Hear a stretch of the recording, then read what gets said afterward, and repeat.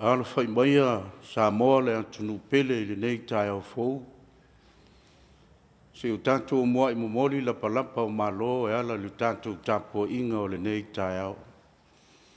Se o tātou tapo i atu i le atua. Tātou te talo mo le ngang pa ia. Le atua mamanae lo mātou tamae whaavavau. O le atua siri lau fio.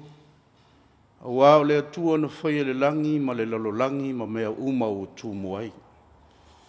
Ma o le atua e au ina vi ia, ma whawhiteia e tangata uma, lau o lofa ma lau wanga le lei. A wana le se anoa lau o fio, ma tau te le maua le soifua ma le ola, i le nei Taeao ma le nei asu fou.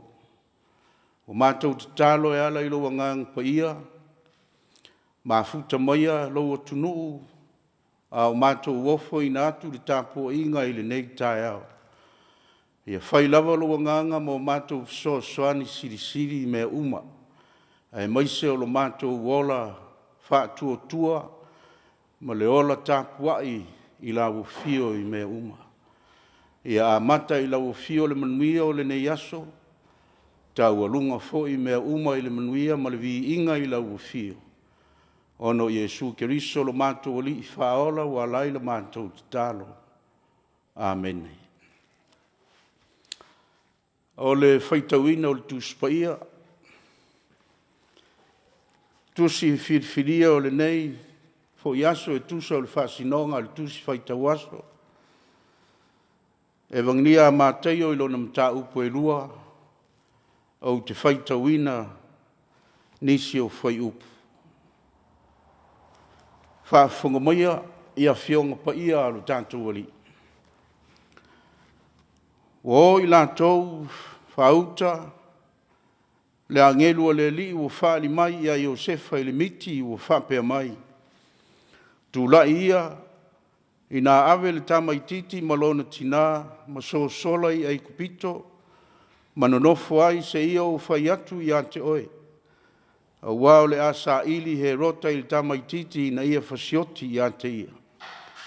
Wa tula ia, wa ave le tamaititi malona tina i le po, no atu lea i ai kupito. Sa ia i foi o ia uo i na oti o he rota. I na ia taunu ai le afionga le li il perfeta u whapea mai. Na u wala uina lo wantali ai ai kupito. Whamanuia tele mai le atua, e ala il whaitauina o nisio ana whiong pa ia. Te talo fo ia fisosoni mailo na ngang pa ia. Ia manino ma malama i tātou uma i le winga loloto ana whiong pa ia. Wa ia tū maupe ia te ia lona lava vi inga. Nei maso uma i o ili whaavavau lava. Amene. O le launga i le suafu mamalu le atua tau tas pa ia. Le tama le alo ma le ngang pa ia. Whiriwhiria se vaenga o le whai upo e sfunu ma le tolu o le mātai o lona mata upo e lua. E a vea ma matua o le launga.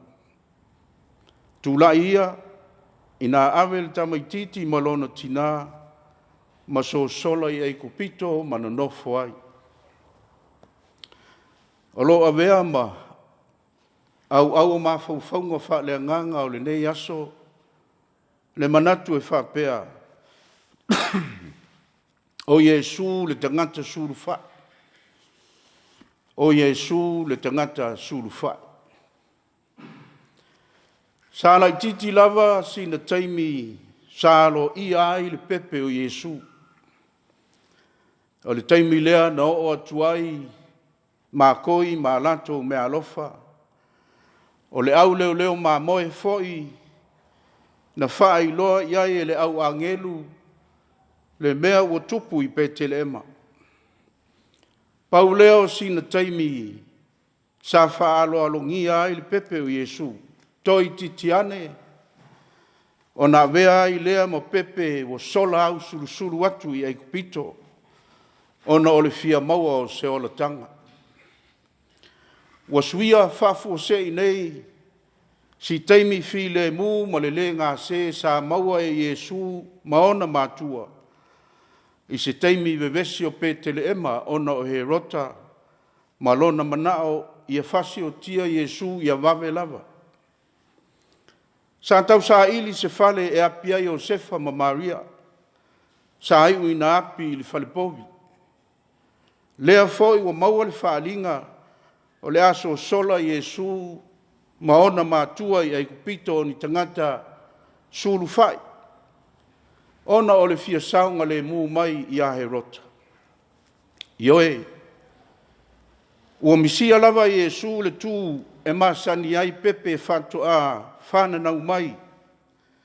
O le sapai I lima o le tina ma le taoto fia I lona moenga. Au noa ma se mea e popole ai. Wale amata I se amatanga file mu le olanga o Iesu. A ua amata I le tele o whaingata ai maise o le saua o Herota.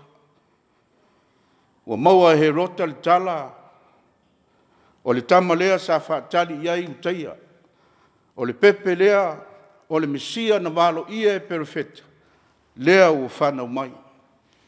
Ua tupu ai le tota mai o Herota ma ua sa ili loa e whau matia le ola o le pepe o Iesu. Ma o I tonu ua mafu ai le upu, ua langona le le urama, o le awenga o le whitangisi ma le tangi tuitele.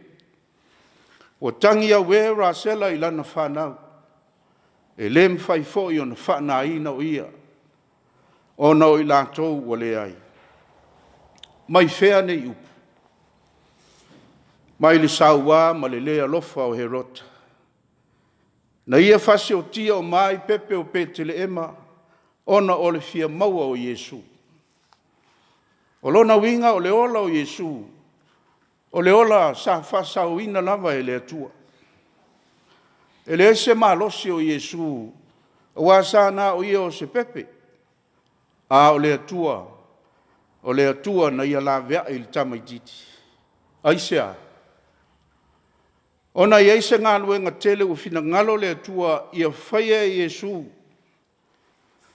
e iai se wha moe au ngā wa sila fia e le atua. E au ngā iai le ola o Iesu. O le ala lea na lawe ina ai o ia e le atua. E ui ina sa amata I le tau lafi solo, ma le fesulu fai solo le olanga o Iesu. A e na lawe ina lava e le atua. Pai mai waoti Herota le tupu le alofa. Ono oi leo le whaalinga ia Iosefa tula ia ina ave le tamaititi malona tina. Ma o I le nuu o Israel. Io e Samoa e. E ui lava o le ola o Iesu o le ola na pua ngā tia malamatia e tangata. Peitai. Na vea maola e whasauina e le atua aisea. A wā o le ola sa filifilia mo se ngālu e ngatele. O le lawe ina ma le whaola ina o le lololangi. Ioe, pe a tātou mawhau foi tātou I lau soifua ma loo fo I ola. Ti ngā o na tele whaingata mo pua ngā e whitai iai mai tātou I le aso ma le aso. Aua vea lau soifua mo tātou ola e puia e le alofa o le atua. Aisea, ina sei o tātou wao ngā pea mo le atua mo lono fina ngalo. Sei a veo tātou ola ma ola e ofo atu pea mo le atua I so se mea e fina ngalo ai o ia. Ma o le whamo e moele na lawe ina ai e le atua le ola o Iesu. Whai mai Iosefa I o nauso o le nei. Aua nei ti ngā o tau pe whai ma mea leanga i o tau manatu, o au tau whaatau mai a te au i le menei. O wana uina mai au e le atua e mua i a te utou e whai ma whaola. O le tali tonunga leo Iosefa, o le atua lava na lave ina o ia mai le matamataita, ma le fia fasioti o nauso i a te ia.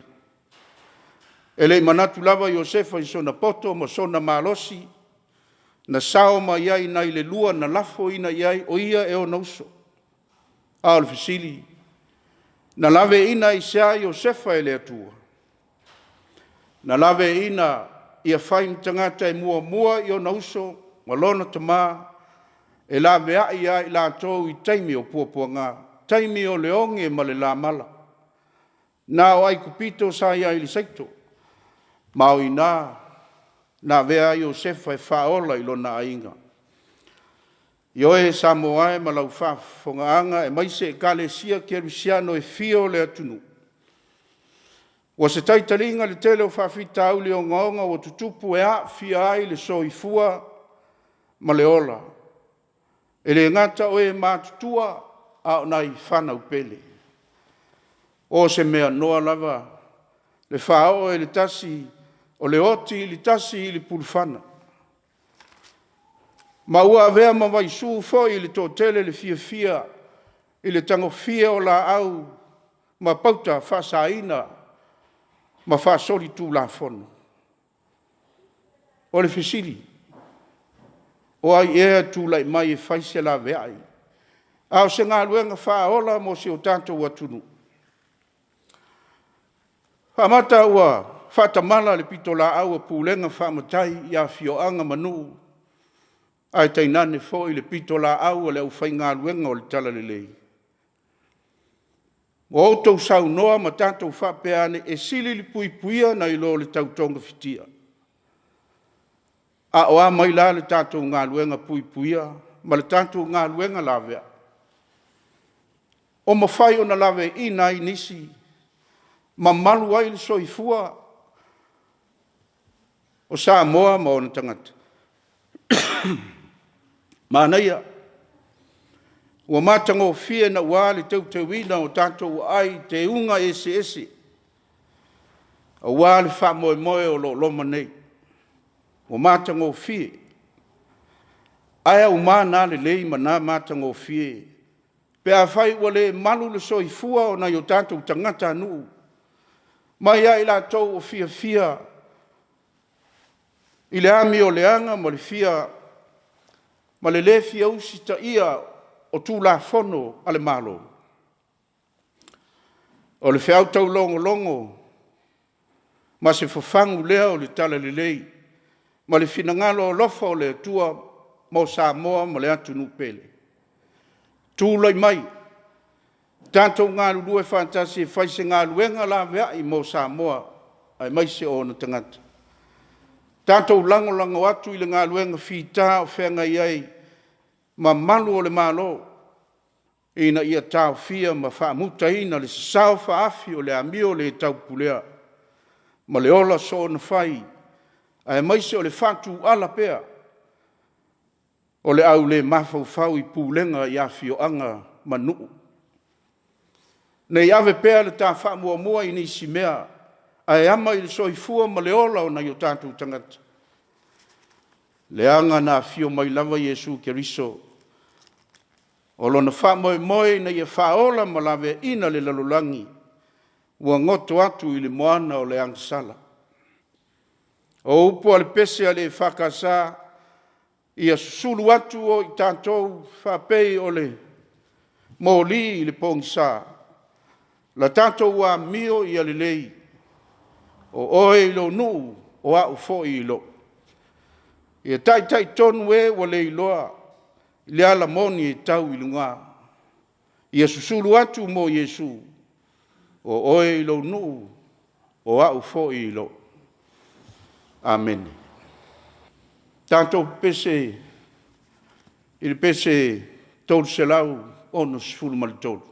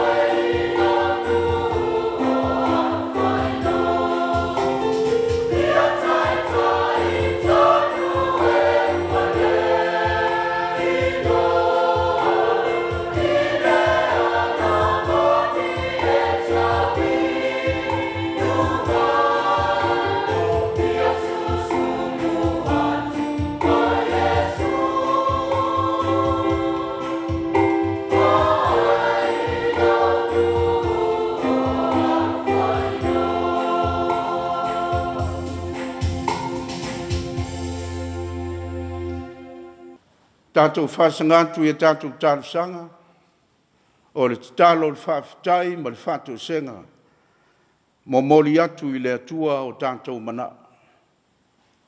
Tātou ifo ma te talo I le atua. I le whaoa lava le paia ma le siri ese o lau fio, I se upu ma se tala ma tau te tau mawhai atuai tamai. O lau lava a fio le atua mai le vavau e o I le wha vavau.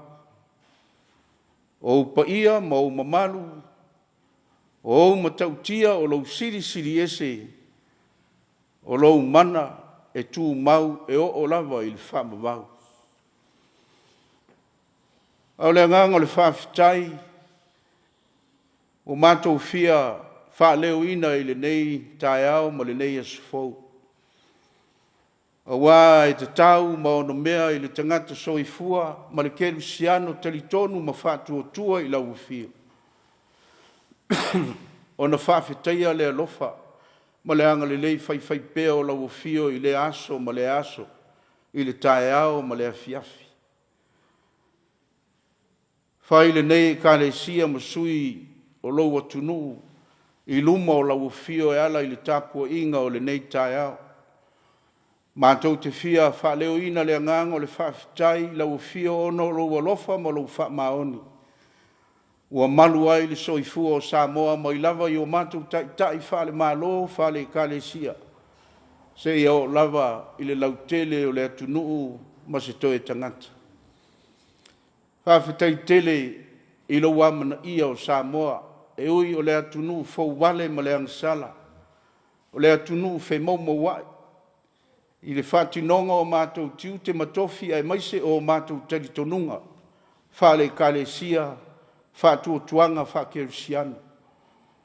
O le tu mau I mātou I le teita inga lau fio. O mātou I loa o e lava o le atua e manuia ai Samoa, o na ainga ma o na nuu ma o na tangata. Ua ngalo pea I ai mātou le nā lofa tele o lau fio. Ai whawhitai e tele whaangaloina Samoa. Whawhitai e tele whaangaloina o mātou taita. Whawhitai e tele whaangaloina a inga o le nei atunu mo mātou tangata ma mātou whanau. O le atua o le alofa ma le alofa fua o le atua alofa muti bale lava lau fio. E wha tele ngese lau tō sā. Ina ia mau awa noa tangata uma I lau mālo ma le ola e wha wavau. Whitai mo le nei atunu u whai mo mātou tofi. O soi fua maola e ai mātou ma le loto whawhitai o no se atunu tamau a inga ma le mātango fie o lona lau whanua ma ona ele. Ai maise o lona ngata I whale ma ona tamau a inga. A whitai mo mātou tai wa e tutofi ma whiriwhiria. Sa ili manuia mo Samoa ma ona tangata. E whaia upu ma tonu a wase manuia Samoa mo nei ma Taeao ma Yerua. A whitai mo e kale sia kerusiano wala ai lon mātou Tapuaiga. Ma ngā lulue ma au natu mo lau fio I le tala lelei. A whitai a wana le se anoa le tala lelei. Po ua pongi sa pea le nei atunu I le ola ngasala ma le fou wale I luma o lau fio. Ai whawhitai wa vea lau tala lelei maala e whialo whani ai, whialo lofa ai ai, ma whitausia ai. Ia manofo while muwai o mātou tangata e unoa mani whewhuli tua inga. E ui ai na tupu pea whawhita auri. Ai lea taimi. Ai tari tonu I mātou. E iai pea tangata lo latou le talia lau tala lelei. Ma masalo I le whaolotanga na e saunia. Au ia lava mea wo uma o na e silufia. Ai whawhitai lo alofa ma lo manatu mai. Whawhitai ua ati nae le nei atunu I me lelei ma. Wa mea manui ai lo mātou wola ngā lulua I so se mea. Whawhitai mo au whamanuianga I ona tangata anu. wa e tuina ia i le poto ma le tomai whaapitoa o tā leni ma ngawaa ese. E ngā lulu e ai ma sa ili manuia mo Samoa lava ia. Ia mai se foi o le alo lo fatu inisi atu nuu mawhatia o le lalolangi. Pei foi o na lato walo lofa mai. Pua ngā ma whawhi tauli pe a whea ngai ma si o mātou atunu. Mātou whawhitai ia o onga o lau tūspa ia. Whai pēa ma tai ala mō lo mātou wola manuia i le lalolangi. E ui naung te tai mātou. Whai tau ina ia mātou pupoto mātou mamai ai. Ai le whaoa le tamau a inga whale nganga. Pea mātou whai tau ina ma tau mawhai e ola ma sāwa wali ai ia o fionga pa ia. Whitai lo nganga lo mātou so soani siri. Ai mai se o le whao lo tanga na fio mai ai Jesu Keriso. Ina ia whai o ia ma whaola ma lawe ai. Le lalolangi wa pa uatu i le loloto o le angsala. Wadi o mātou se ta mā wha mā ngalo lo utunu. Wha mā ngalo e a fua mai o mātou taitai. Wha le mālo, wha le kalesia, taitai o nuu mā inga. E o lava i le lautele o le nei atunu. Mātou telitonu e tupu pea le ola whata mala o mātou tangata. Le manatu ma le manatu whata waa i le tele o mea ai maise o lau wha o le tanga. Na fio mai ai Jesu Keriso le atua lava o li tinu tangata. Ina ia ta pena le ala i malo mo le lalolangi o e whatu o tua masalamo o wha maoni. Mātou te talo mo le nei aso, ia alo whangia whiau tiu te mawhaiva o le alo whaiva i ai Samoa. Mai ona taitai, ma ona tangata anu. Ia tautoa ina i le nganga o lau fio a lātou whiau ma mātou ngā luenga. Ina ia amata i le manuia le nei aso. Ma ia whai uina fo i le manuia ma vi ia i pea le suafa o lau fio. Mātou te talo whamanuia whanau ia o onga. Lo lātou sauni e usua i atu ia o onga o le nei aso. Tautolua ina ala uma i le soani o lau fio ia manu le soifua ma le ola o na ia mātou whanau. Ia ao alofa o lau fio. Mātou te talo e manatua nisi o whea ngai mo pua ngā. Ai mai se a inga o ala whai mai ni whaingata.